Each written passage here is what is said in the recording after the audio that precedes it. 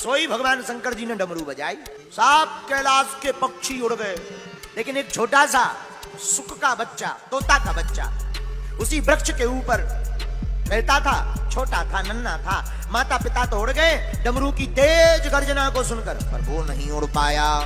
भगवान की मंगलमयी कथा सुनाना भगवान शंकर ने प्रारंभ किया। भैया कथा के बीच में एक उपद्रव जरूर होता। क्या?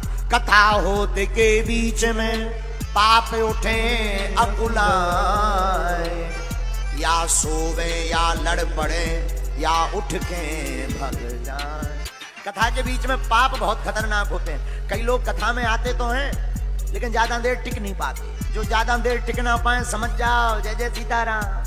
देखो भाई, अच्छा वाला दूध ज्यादा लोग नहीं पी पाते हैं। ज्यादा दूध अगर कोई अच्छा वाला एकदम बिना पानी डला हुआ पिए तो पेट खराब हो जाता है, सब नहीं पचा पाते। उसी प्रकार भगवान की कथा भी अपात्र नहीं सुन पाते। तो बोले भगवान की कथा कौन सुनता है? जिन पर ठाकुर जी का बड़ा अनुग्रह हो जाए।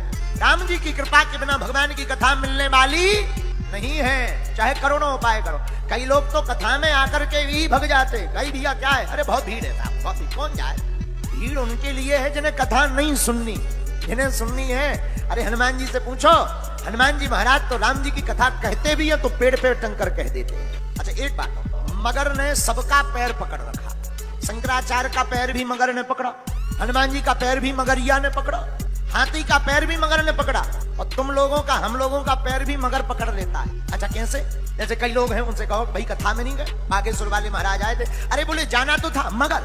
और कई लोग तो ऐसा भी कह देते हम पहुंच भी गए थे तब तक मगर। एक तो बोले हम बैठ गए लेकिन मगर। इसका मतलब क्या हुआ? ये मगर बहुत खतरनाक है।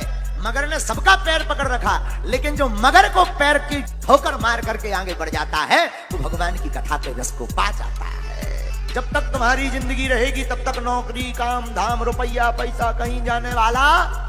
लेकिन जो चौथा होता है वो वास्तविक श्रोता होता है। वो कथा में आकर कहीं भी बैठ जाए, कहीं भी खड़ा रहे, वो भगवान की कथा का ही आनंद लेता है। तो पार्वती जी ने कथा सुनी और हुआ क्या? नींद लग गई।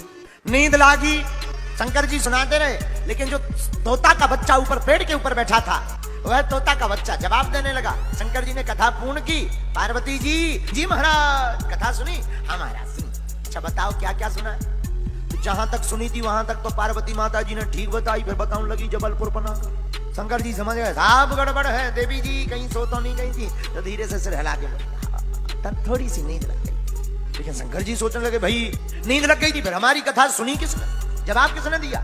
ऊपर की तरफ देखा ध्यान करके, तोते का बच्चा। सोई शंकर जी ने त्रिशूल लिया मारने के लिए, तुमने हमारी कथा चोरी कर ली। अब वो कथा सुनकर इतना चेतन हो गया था सुख का बच्चा, भागने लगा। आगे आगे तोते का बच्चा, सुख का बच्चा, पीछे पीछे शंकर जी। रुक जाओ, नहीं रुका। उसी समय वेदव्यास जी की पत्नी धान सूपा में लेकर फटक रही थी, उनको जमुहाई आई। अब तोता ने सोचा कि और तो बचना मुश्किल है, सोई जमुहाई के माध्यम से मुंह में प्रवेश होकर गर्भ में पहुंच गए। शंकर जी दौड़ते दौड़ते दरवाजे पर आए, वेदव्यास जी खड़े थे। महाराज कहां जा रहे? तो शंकर जी बोले वेदव्यास जी तुम्हारे भीतर हमारा दुश्मन घुस गया, एक चोर है हमारा। महाराज तुम्हारी क्या चोरी कर ली? तुम तो कुछ संपत्ति रखते ही नहीं हो। संपत्ति के नाम पर क्या? 3 लोग बस्ती में बसाए, आप बसे वीराने में। धन धन भोला नाथ तुम्हारी, कौड़ी नहीं खजाने में।